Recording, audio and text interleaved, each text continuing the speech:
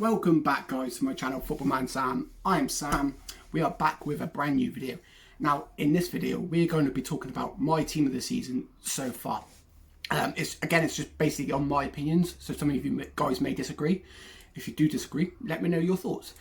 So we're going to go ahead and start the video. Okay, in goal, I have gone from Alisson Becker at Liverpool. I think this was quite an obvious choice. I think he's been a major part of Liverpool's title defence, well, not title defence, title challenge, shall we say.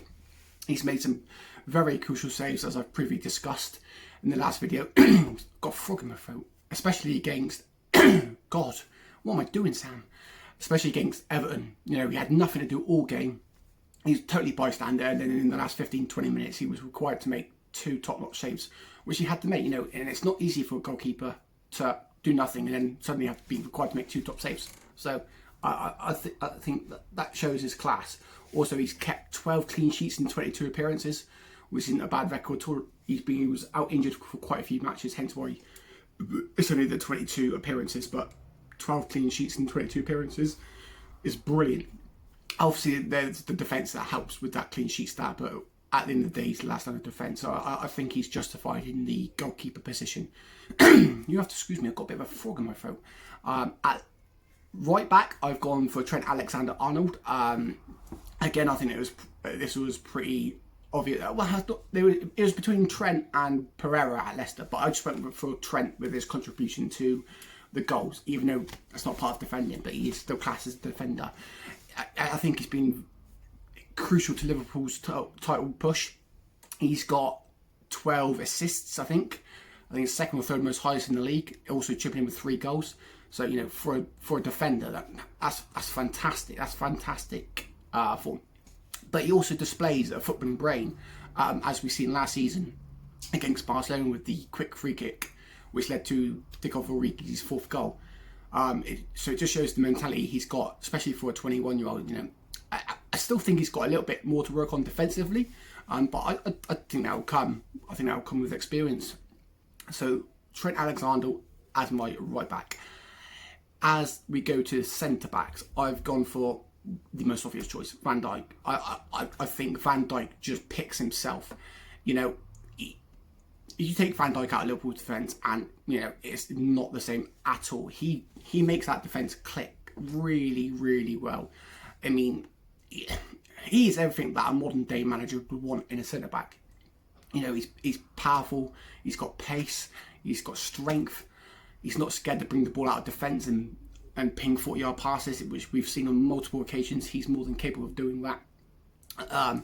So I think, in my opinion, Van Dijk would walk into any team in world football at the moment. In my opinion, he's the best defender in world football at the moment. That's just my opinion. I know people disagree, but that's just my opinion. So I think that was a pretty obvious choice. We move on to the next centre-back, and I've actually gone for Soyuncu at Leicester. Probably a bit of a surprise to some, but I think it's deserved. Him and Johnny Evans at the back for Leicester have been solid. You've got to consider as well, prior to Maguire leaving, Soyuncu wasn't getting any game time whatsoever. So as soon as Maguire left, he stepped in, and he's just come on leaps and bounds, which is, you know, unbelievable for a Leicester point of view. He's benefited massively. They've not had to go out and splash the cash on a new centre back. They already had Soyuncu, so he's slotted in really, really nice. And I think Leicester have benefited from that, which is proved with the partnership between Johnny Evans and Soyuncu. So that is my centre backs, Van Dijk and Soyuncu. At left back, I've gone for Andrew Robertson. Again, I think it's a pretty easy choice. It's similar to Trent Alexander-Arnold. Them two, they almost act as wingers for Liverpool, with the amount of assists they're getting, and they do chip in with goals as well. I believe Andy Robertson's got 7 or 8 assists to his name, and he's chipped in with a goal. But I think he's a slightly better defender than Trent, which has been shown in a few games. But you know, again, they act as wingers for Liverpool. It's what most managers would dream of having 2 fullbacks like that. the way they play, it gives Liverpool so much more freedom because they offer the wide. So again, I think that was a pretty obvious choice in my opinion. So we move into midfield now. On the left wing, I've gone for Mane. I think again, thoroughly deserved. One of the most important players to Liverpool this season. You know, where sometimes Firmino especially has been struggling for goals. Salah went through a bad patch, but that's where Mane took over, and it just goes to show with his 15 goals this season. You know, he the power and pace that Mane offers is frightening, absolutely frightening. He will give defenders nightmares. He can leave you in a flash. I think that's a player any manager would want, and it's a player that Klopp doesn't want to see go. There's been rumours of Real Madrid coming in for him, but I don't think that'll happen. I think Klopp will offer him a new contract with a higher wage, and I do see Mane staying. I don't see why he would leave, but that's just my opinion. So Mane on the left wing, I think thoroughly deserved. We move into centre midfield. There's Kevin De Bruyne. I mean, do I need to say anything? In my opinion, and many others, best midfielder in the world. He can pick a pass that no one would even dream of thinking about. You've seen it last night against Liverpool. Some of the passes he creates out of nothing is just incredible. I mean, I don't know. Honestly, don't know what to say. He's just manager's dream, an absolute dream to have in your team. I've run out of words. I can't elaborate anymore. I think he picks himself far better than anyone. I think he picks himself. So yeah, Kevin De Bruyne in the middle of the park, next to my next choice, which is Fabinho at Liverpool. He had a slow start to his Anfield career. He took a bit of time to settle in, but this season he's really shown his worth. I think he makes the midfield tick. He plays as a deep line midfielder, so he plays in between the actual other two and defence, and he just breaks up play. He makes it look effortless, really effortless. And there was a period of time where I think he had an injury halfway through the season, and he wasn't in the squad. And I think it goes to show when Fabinho's not in that squad, because I don't think Henderson, Keita, and Wijnaldum are capable of doing the job he does. So again, I think he's another player that makes Liverpool tick. That's just my opinion. You could argue that you could have put Henderson in there, but out of the two, I'd rather have Fabinho. That's just my opinion. So we move on to right wing, and I've gone for another Liverpool player. Surprise, surprise, Salah. Again, I don't think you can really disagree. 17 goals, 17 assists this season. He's done it for the last 3 seasons on a row. I think look, defenders struggle to cope with him. He's just fantastic, and especially Klopp will be happy to hear, that recently he's come out and said that he wants to be at Liverpool for a long time, which is great, because he's proved to Klopp over the last 2 or 3 years what a player he can be. He's regularly scoring 10, 15 goals a season, chipping in with assists. Why would Klopp want to get rid of him? I have seen some rumours or some Liverpool fans saying that, they wouldn't be too bothered if Salah left, but you take Salah out of that Liverpool team, again, you're losing 10, 15 goals a season, which is hard to replace in this day and age, really hard, unless you're going to pay a hefty fee. So I do think Klopp wouldn't want to lose him. So that is my right wing choice. We move on to strikers. Now, this is going to cause some debate, I believe. This is going to cause some debate, because my first striker, I've gone for Danny Ings. Danny Ings at Southampton. I know people will disagree with this one, but I think he deserves it. His career at Liverpool looked going down. He had multiple injuries, wasn't getting any game time. I honestly didn't see a half decent team coming in for him. But Southampton took a chance on him, and my God, has he repaid them? I think he's second or third top goal scorer in the league with 17 goals. For a player that was struggled with injuries, I think his goals have, not single-handedly, but been a major part of why Southampton on in a relegation battle at the moment. Take away 17 goals from that Southampton team, and they've not got a lot at all. So, and I feel a bit sorry for Danny Ings, because I think if the Euros didn't get cancelled this year, I really do think he deserved a call up, and I think he would have done. You look at England strikers.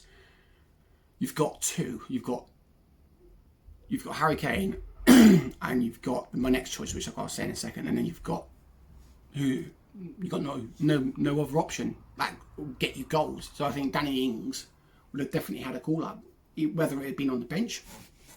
I'm sure he would have been fine with. But with the Euros being postponed till next year, is he going to continue his form next season? Is he going to push for a Euro 2021 squad?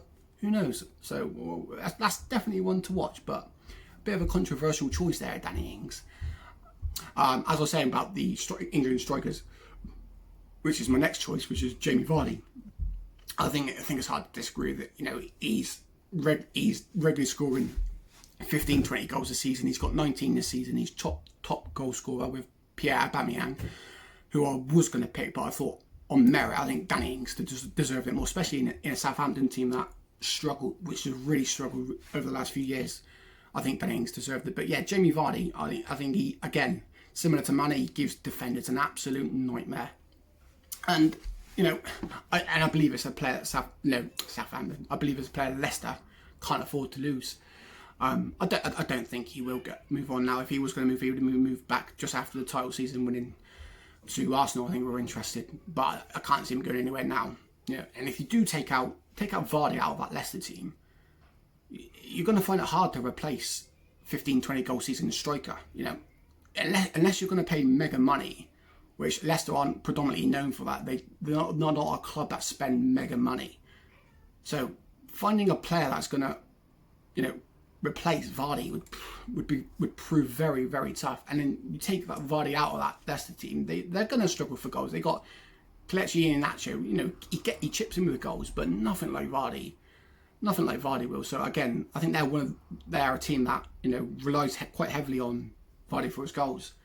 I do believe they would struggle quite badly if it wasn't for Vardy in that team. So yeah, that is my team of the season so far. So we've got Alisson in goal. At left back, we've got Robbo. At right back, we've got Trent. Centre backs, we've gone for Van Dijk and Soyuncu. And then left wing, we've gone for Mane. In the middle of the park, we've gone for De Bruyne and Fabinho. And on the right wing, we've gone for Salah. As the strikers, we've gone for Ings and Vardy. Now, that leaves one more selection, which is my manager of the year.